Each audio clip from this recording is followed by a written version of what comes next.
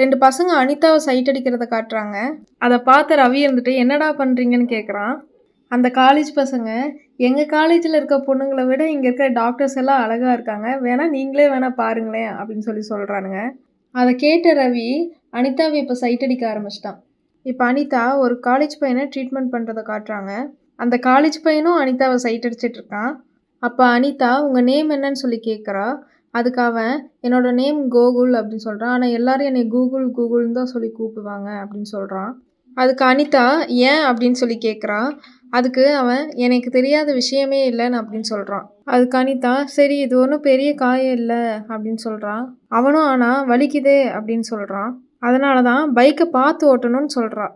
இப்போ அனிதா கிட்ட அவன் உங்கள் நேம் என்னன்னு கேட்குறான். அதுக்கு அனிதா அதான் வரும்போது ஐடி கார்டில் பார்த்துட்டேல அப்புறம் என்னன்னு கேட்குறான். இப்போ குணாவோட பேஷண்ட்டாக கத்துறதை காட்டுறாங்க. நம்ம சேனலுக்கு லைக் பண்ணி சப்போர்ட் பண்ணுங்கள். Subscribe RE cinemas. தேங்க்யூ.